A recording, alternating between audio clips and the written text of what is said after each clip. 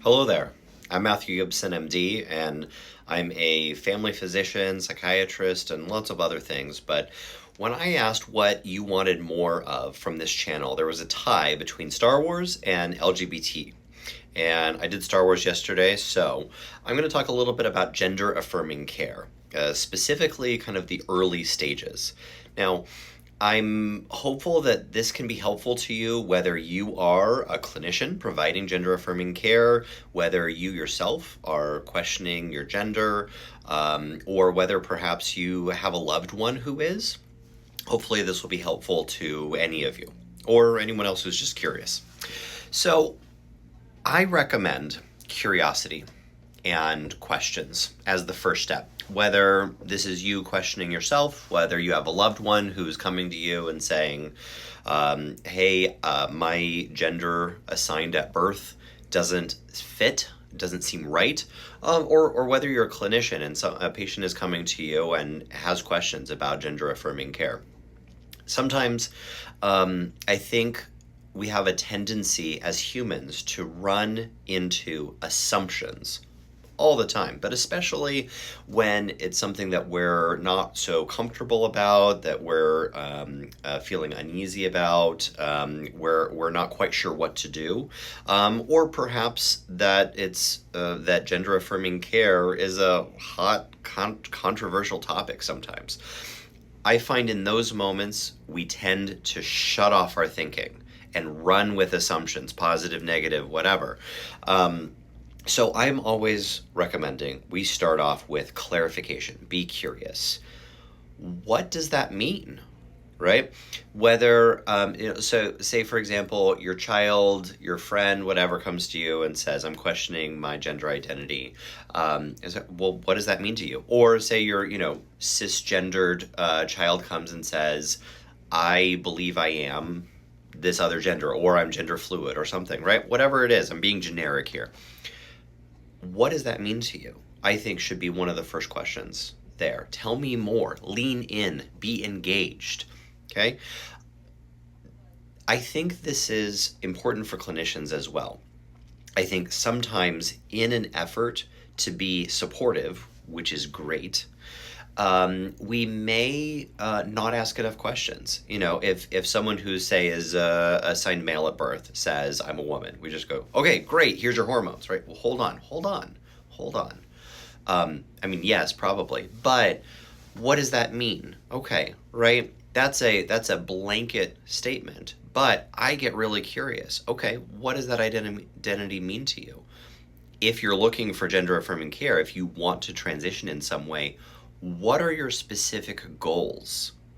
Because I don't want to make assumptions. What one person may want is not what another person wants. Some people want lots of surgical treatment. Some people want hormone treatment. Some people simply want affirmation that their gender is what they say it is. Sometimes people want to dress a particular way. Sometimes people want a specific surgery and not hormones. Sometimes their goals can't really be accomplished with current surgical and medical techniques. Sometimes they want to play around with it. And I think all of that's valid. Our job as supportive people, whether that's professional or personal relationship that you have, is to be supportive of the journey. And I find a lot of the way that we can be helpful is giving people a safe place to explore and really think through that idea. Now, I certainly have the experience that patients come in and they are very clear. They have done all the thinking, they've done all the talking, they've done it. They're like, they know exactly what they want. They're like, I want this physical change and this physical change, and I want this. And you're like, great, you've clearly thought this through. But sometimes that's not the case. And sometimes we can really help our patients and provide the best care to them by helping them be clear about what they want. Because sometimes hormonal treatment, for example, will help the patient accomplish those goals, but sometimes hormonal treatment isn't the best treatment for their particular goals. So same thing for yourself. If you're questioning, if you want to explore and figure things out, ask yourself and talk to supportive people in your life about what that means to you. Because this life is best when we are able to really express who we are in all the different ways, and gender is one way in which we can express ourselves. We really have the greatest satisfaction when we can be fully, authentically ourselves.